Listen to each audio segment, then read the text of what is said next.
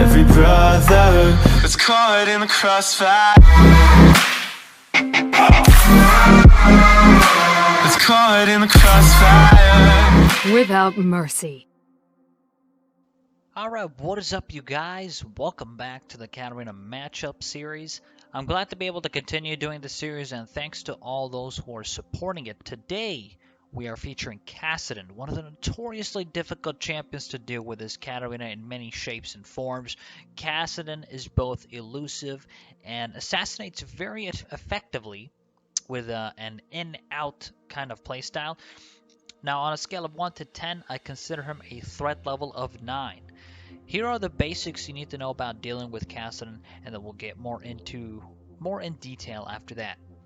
Now, against Kassadin, you should go for a trade when his Q magic shield is down. This is actually one of the most effective ways to play aggressive against a Kassadin, because essentially he won't have his magic shield to negate your damage. You can easily get out-traded if he hits all his spells. This typically happens when he hits level 6, so be careful when he does get his ultimate. You should also try setting up Q dagger on him directly or on minions. He's a melee champion, so try to take advantage of this. He has to walk up to hit minions or Q them.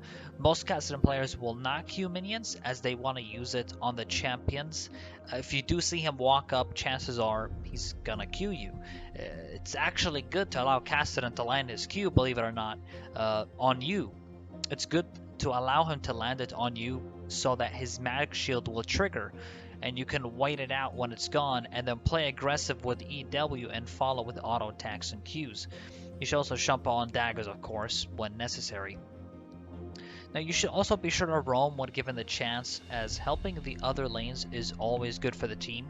Katarina is also a monster at multiple takedowns, so roaming bot lane when Kassadin is dead or away from the lane, or when you shoved in the lane, is always going to be good.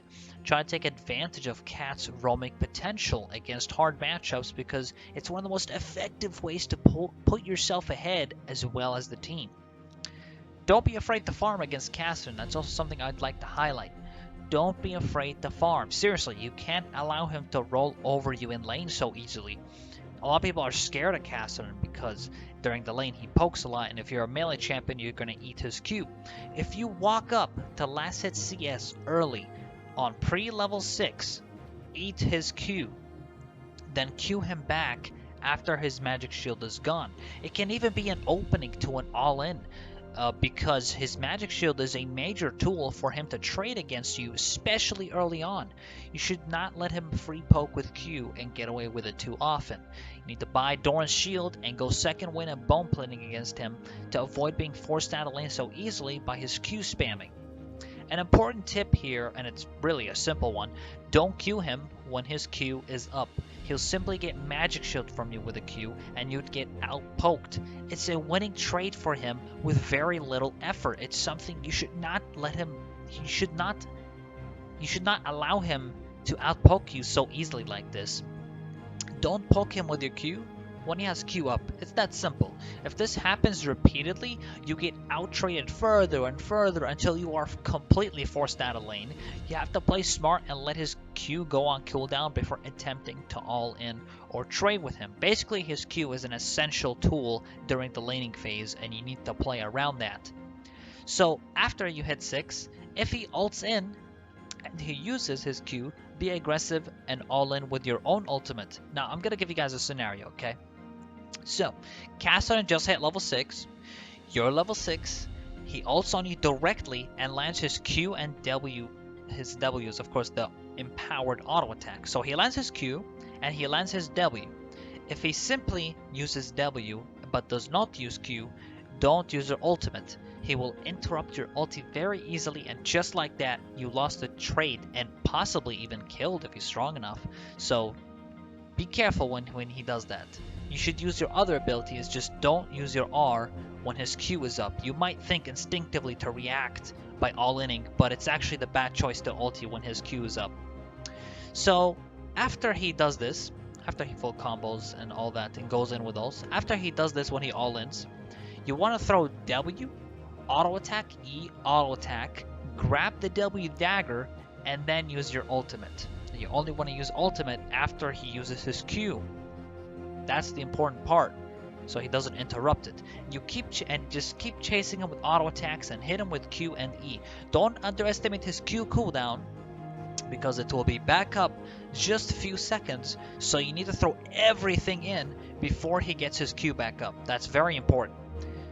His early ulti cooldown takes a bit of time, but as he progresses through the levels, he can dash way more often. This is important to keep in mind, and I'll be more specific on what I mean by this and give you more information on how many seconds, what's the cooldown for his ultimate. So by level 6, it's 5 seconds.